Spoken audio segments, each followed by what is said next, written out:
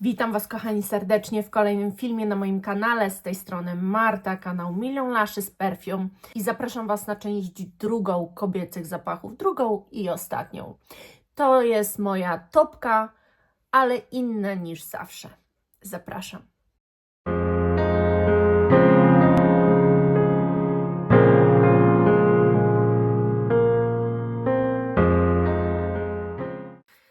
Jak już Wam mówiłam w części pierwszej, to nie jest topka popularnych zapachów, które każdy wszędzie znajdzie, tak zwanego mainstreamu lub bardziej popularnej niszy. To jest raczej topka moich wybranych zapachów. Kolejna dziesiątka. Jest to część druga i ostatnia i to są moje propozycje, które spełniają pewne warunki. A jakie? Pierwszy warunek jest taki, że muszą to być zapachy naprawdę kobiece, w rozumieniu raczej ogółu, a nie tylko moim, bo gdyby to było tylko i wyłącznie moim, to myślę, że ta topka wyglądałaby jeszcze inaczej. Otóż drugi warunek to był taki, żeby nie sięgać po zapachy, o których już na tym kanale było właśnie w kategoriach kobiecych zapachów, tylko żeby Wam pokazać coś troszkę innego. Nie twierdzę, że nic się nie powtórzy, bo prawdopodobnie może się coś powtórzyć, ale jednak chciałam wyłuskać z tej mojej kolekcji takie top, naprawdę, które definiuje kobietę, ale które też spowoduje, że ta kobieta nie będzie pachniała jak cała reszta. Zacznę może od Irysa. Od Irysa, ale nie takiego, jak na przykład niektórym z Was może się skojarzyć, ponieważ to jest nadal moja topka, to oczywiście Prada Infusion d'Iris nie mogła się tu znaleźć, mimo że uważam go za ultra kobiecy zapach, ale jednak jest to moja topka i on na mnie pachnie nie za dobrze. W związku z tym wybrałam coś innego, co myślę, że spełni mój taki warunek fajnego, bardzo przyjemnego irysa. I chociaż chyba w tym drugim zapachu popowiem Wam o dwóch, które zajmują te same miejsca i które uważałabym za zamienniki wręcz. Chodzi o Lolitę Lempicką Mon Premier oraz o Paradise Moons Estée Lauder. No, dla mnie one pachną identycznie na mnie. Ja nie wyczuwam dużej różnicy, wyczuwam bardzo delikatną różnicę, jeżeli chodzi o ten zapach, bo on jest troszkę bardziej owocowy, ale to tak minimalnie jakąś owocowość wyczuwam, natomiast to jest dla mnie stricte kwiatowiec. I ja uważam, że te zapachy można po prostu traktować zamiennie. Ten jest oczywiście sporo tańszy, to jest jednak ta droższa wersja. Na mnie po prostu one tak brzmią. Są piękne, niebywale kobiece, bardzo podkreślające kobiecość, dlatego musiały się znaleźć w tej topce. Kolejny zapach to jest też zapach wyciągnięty na ten miesiąc. Wiecie, że to jest nowość, ale to jest po prostu zapach, który musiał się znaleźć w topce, bo ja wewnętrznie po prostu się tak zakochałam w tym zapachu, tak czuję jego kobiecość, że aż nie mogę nie wspomnieć. I na pewno nie jest to banalny zapach, a chodzi o Nikolaj Baikal Leather. No po prostu to jest niebywały zapach kobiecy, natomiast to jest zapach generalnie skórzany, taki skórzany, miękki, taki niebywale wręcz, nie wiem czy delikatny, ale jakiś taki z taką puszystością wręcz. Jest strasznie kobiecy, naprawdę w odbiorze jest mega, bardzo podkreśla kobiecość, niesamowity zapach. Także no, ten zapach musiał się znaleźć w topce, mimo że nie mam go długo, ale jestem totalnie zauroczona i zakochana. Kolejny zapach to był mój zapach w marcu, o którym Wam mówiłam i to jest totalnie kobiecy zapach. Naprawdę i to jest zapach, moim zdaniem, na każdą porę roku. Strasznie kobiecy zapach. On nie jest w ogóle przytłaczający, to jest zapach niemocno gurmondowy, to jest taka słodycz właśnie bardziej jak z Chupa Chups, tylko z tych Chupa Chups mlecznych. To jest coś takiego, natomiast bardziej czuć tę mleczność deserową niż cukier, niż taki coś ulepnego.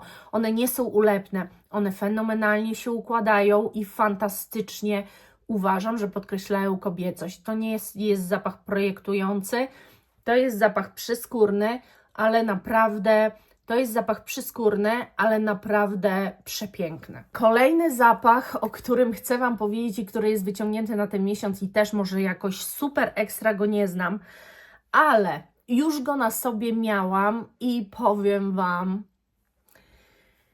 to jest Lancôme Absolu Rose or Die. Fajna nazwa w ogóle. I słuchajcie, to jest zapach, który jest totalnie różanym zapachem. Na mnie wybrzmiewa dosyć mocno mydlanie, muszę przyznać. Ale jest jakaś nuta tu. Jest ta róża, mimo że podana mydlanie, to jest bardzo pudrowa. Świetnie się układa, niesamowicie, perfumy są niesamowicie kobiece, ale właśnie układają się w sposób pudrowy, co jest dziwne, biorąc pod uwagę mydlaność tego zapachu. Mydło nie jest pudrowe, jest to raczej coś takiego bardziej mdlącego, przynajmniej dla mnie. Ale nie wiem, jest cały czas z tyłu ta nuta, która po prostu krąży i która się przepięknie przyplata z tą mydlanością i ten efekt podoba mi się bardzo.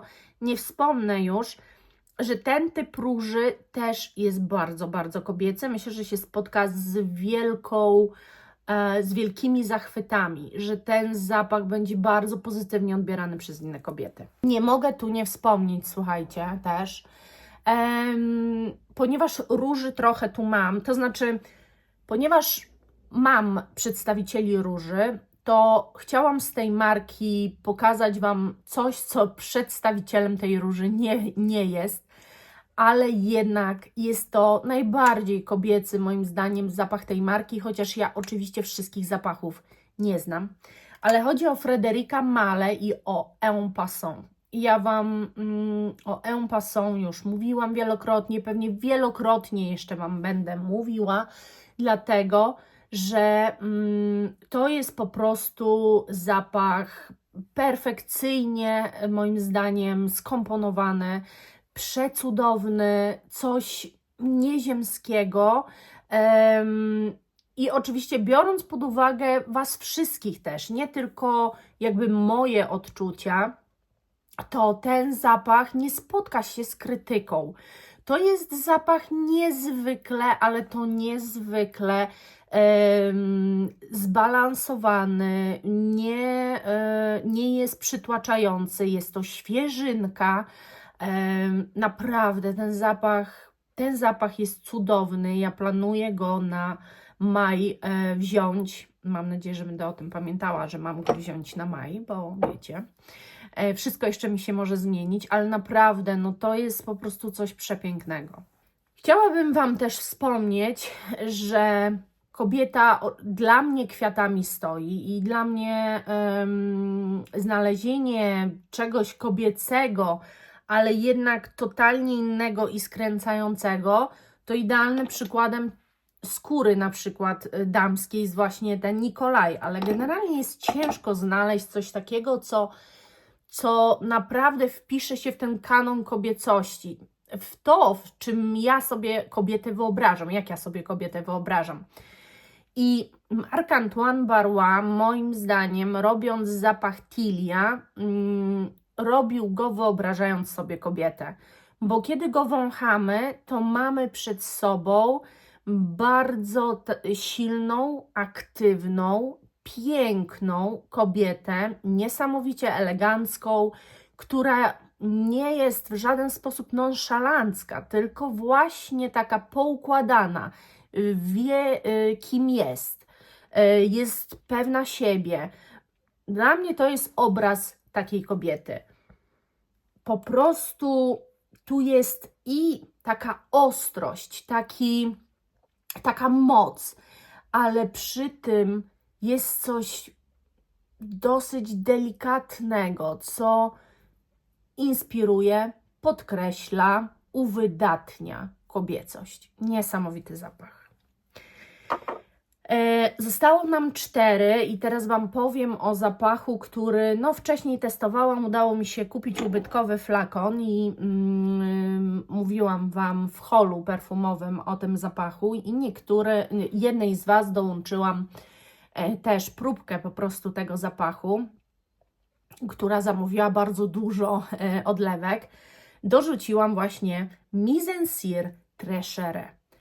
Jeżeli szukacie zapachu bardzo wymownego kobieco, bardzo krzyczącego jestem kobietą, projektującego, co będziecie czuć przez cały dzień, ale co naprawdę bardzo mocno Was podkreśli, to właśnie dla mnie taki jest Mise en Cire, a szczególnie Treasure. Ja, słuchajcie, czasami się zastanawiam, jak mogłabym Wam opowiedzieć o tym zapachu, bo dla mnie to jest krzyk kwiatów, ale przy tym delikatność tkaniny. To jest tak dziwne połączenie, opowiadając o tym, ale kiedy się to czuje, to ma się wrażenie, że ktoś po prostu skomponował idealny zapach i dosyć niespotykany.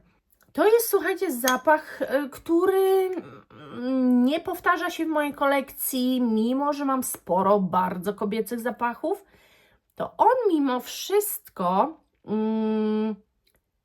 nie wpisuje się za bardzo w żadną z grup, bo nie jest ani za mocno w kierunku Tilly, na przykład Marc-Antoine Barrois. Nie jest też waniliowcem w żaden sposób. Nie jest też laktonowy. Jest mimo wszystko dosyć świeży, ale też ciężko mówić o świeżości w przypadku tego zapachu, który jest tak mocno krzyczący. Nie do końca jest to owocowy zapach, bardziej bym powiedziała kwiatowy. Naprawdę, dosyć skomplikowana sprawa i zdecydowanie do testowania, ale to jest właśnie crème de la crème. Nie mogę też nie wspomnieć i bardzo się zawsze cieszę, jak ktoś mi mówi, że słuchaj, kupiłam Trussardi z Twojego polecenia i jestem zachwycona. Słuchajcie, ten zapach jest istotą kobiecości, ale tej właśnie bardziej laktonowej. To podkreśli taką kobietę może troszeczkę słodką, może trochę niezdecydowaną, ale wiecie, ja też się w nim czuję genialnie. Ja tylko Wam staram się opisać, jak ktoś mógł widzieć kobietę komponując ten zapach, ponieważ dla mnie ta mleczność tu jest bardzo wymowna. On jest taki, jakby płynęła mleczna rzeka, ale nie jakimś takim potokiem rwącym, tylko takim strumykiem, bardzo wolno płynącym, nie gdzieś tam zahaczającym o jakieś słodsze kwiaty. Coś niesamowitego, przepiękna kobiecość, zamknięta w flakonie i nie pachną tym wszyscy zdecydowanie. Ten zapach, myślę, że też się go spodziewaliście. Przynajmniej jeżeli mnie oglądacie, no to raczej tak. Waniliowcem, którego do tego wybrałam i który jest, uważam, że niebanalny i przepiękny, to jest Birkholz Mornings in Milano.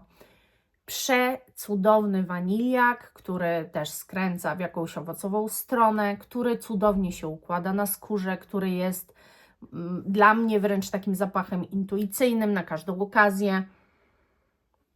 przepięknie podkreślającym kobiecość, jak uważam większość waniliaków, ale to jest stricte dla kogoś, kto jednak wanilię lubi. Przepiękny jest ten zapach, ultra kobiecy, cudowny, musiał się znaleźć w topce. I ostatni, o którym Wam powiem, to jest bez zmian i myślę, że dopóki go mam w kolekcji, to jest jeden z moich takich ulubieńców, jeżeli chodzi o róże. Ma fajnego konkurenta w postaci Lancôme, ale nadal jest to top of the top dla mnie i to jest Atelier des Ors Villa Primrose. No po prostu, nie wiem, no dla mnie to jest po prostu petarda. Ja ten zapach kocham, rozumiem, że ktoś może się z nim nie polubić, jeżeli nie lubi słodkiej róży, dżemowej róży, to może się z nim nie polubić, ale dla mnie to jest przede wszystkim też kwiatowiec, który jest zbudowany dokładnie tak, żeby podkreślić, że jesteśmy kobietą. Jest bardzo, ale to bardzo silnie, mam wrażenie, związane z kobiecością, z walorami, z atutami, ale też podkreśla charakter kobiety. Nosząca go kobieta powinna być pewna siebie. Mam takie poczucie, jak go zakładam. On jest też niezwykle elegancki według mnie. Bardzo dodaje elegancji, szyku ten zapach. Coś niesamowitego, ale to jest zapach do testowania, nie do kupowania od tak, bo nie każdemu może się spodobać. Myślę, że jeżeli ktoś w ogóle kocha róże, to ten zapach będzie idealny dla tej osoby. Jeżeli ktoś nie znosi róży, to troszeczkę dyskwalifikuje to ten zapach. Może zdyskwalifikować w jego oczach. I teraz tak, to byłoby wszystko. To była część druga mojej topki. Pokazałam Wam właśnie crème de la crème tego, co jest bardzo kobiece, ale co nie musi być noszone przez wszystkich, przez tłumy, co da Wam pewną indywidualność, co może pokazać Wasz charakter, co Was ubierze.